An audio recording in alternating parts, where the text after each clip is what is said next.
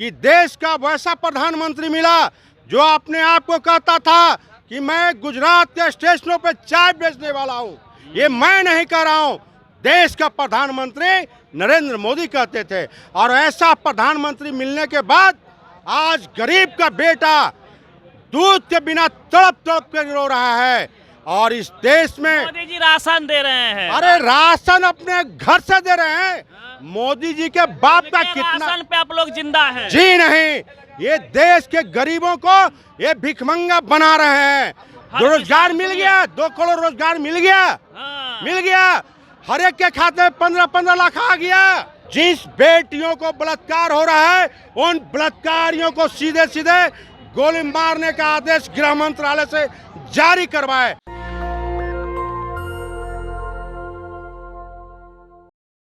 हमारे साथ जाप पार्टी के प्रदेश अध्यक्ष सर का नाम क्या हुआ? राघवेंद्र सिंह कुशवाहा। राघवेंद्र सिंह कुशवाहा जी हैं। और जिस प्रकार से विपक्षी एकता की एक महा बैठक बिहार में होने वाली है और वहीं दूसरी तरफ मोदी जी 9 साल बेमिसाल मना रहे हैं, दोनों मसले पे बात करेंगे। सर, विपक्षी एकता की एक बड़ी बैठक हो रही है बिहार में, क्या कहना चाहेंगे? बहुत अच्छी शुरुआत है।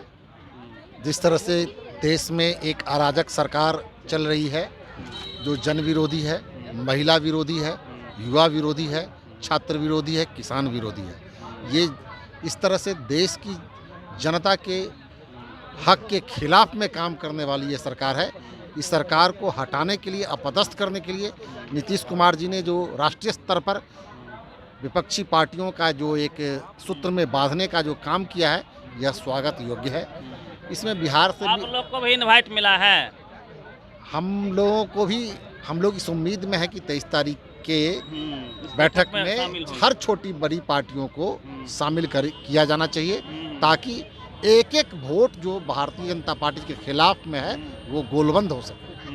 फॉर्मूला क्या लगता है आपको? क्या 1 to 1 फाइट की तैयारी है? जो जहां मजबूत है वहां से 1 to 1 लड़े?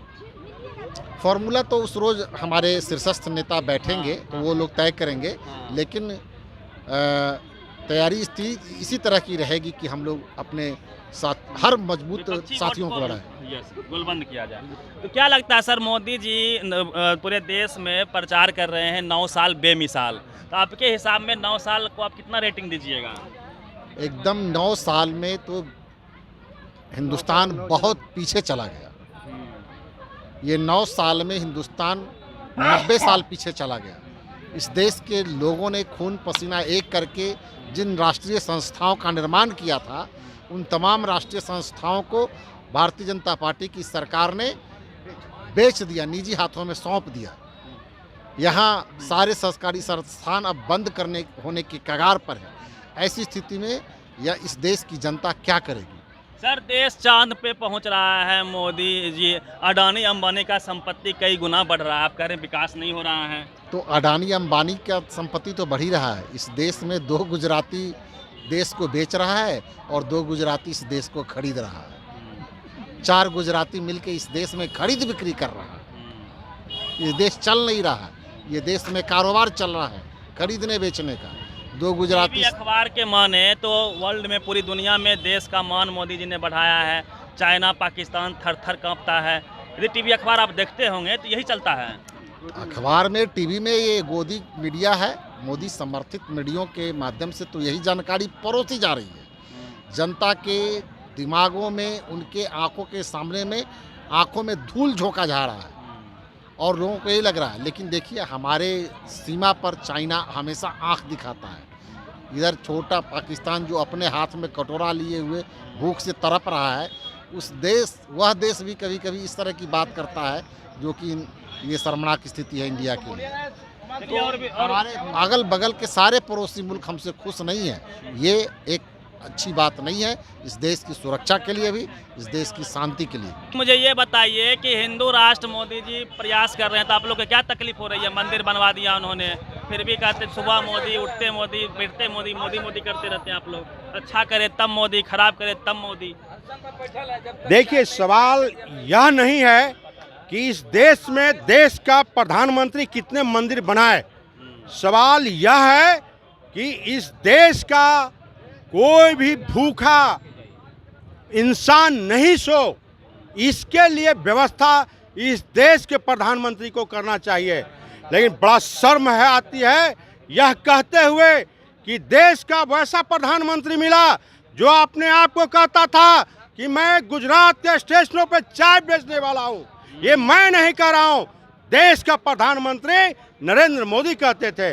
और ऐसा प्रधानमंत्री मिलने के बाद आज गरीब का बेटा दूध के बिना तड़प तड़प कर रो रहा है। और इस देश में मोदी जी राशन दे रहे हैं। अरे राशन अपने घर से दे रहे हैं। मोदी जी के बाप का कितना राशन पे आप लोग जिंदा हैं? जी नहीं, ये देश के गरीबों को ये भिखमंगा बना रहे हैं और स्वाभिमान को ठेस पहुंचा रहे हैं।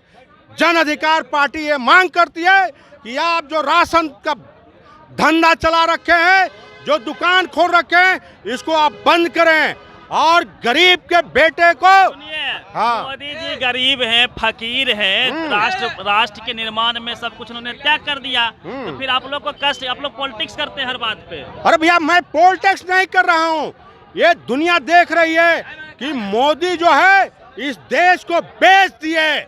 और जब 2014 में प्रधानमंत्री बने थे तो देश के नौजवानों को, देश के किसानों को ये उम्मीद जगी थी कि एक गरीब का बेटा देश का प्रधानमंत्री बना है। 2 करोड़, सुनिए मेरी बात, 2 करोड़ रोजगार दे रहे हैं हर साल।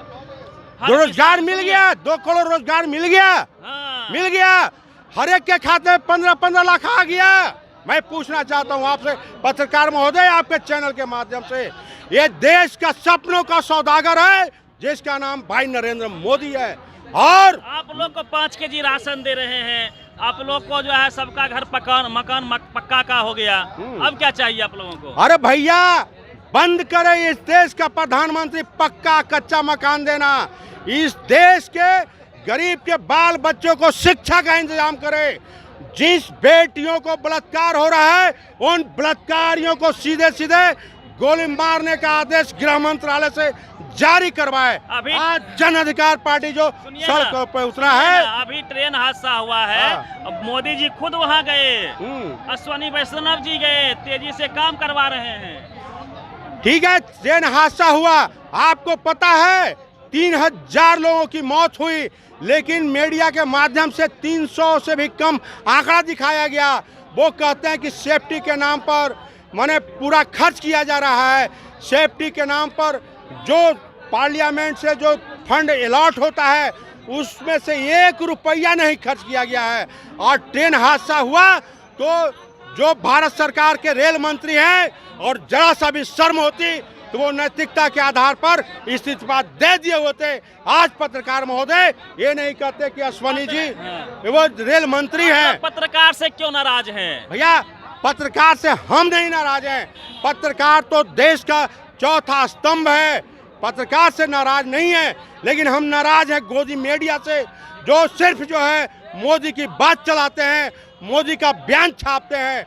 लोकतंत्र में सच दिखाते हैं। वैसे पत्रकार का मैं काफी सम्मान करता हूं और इज्जत करता हूं।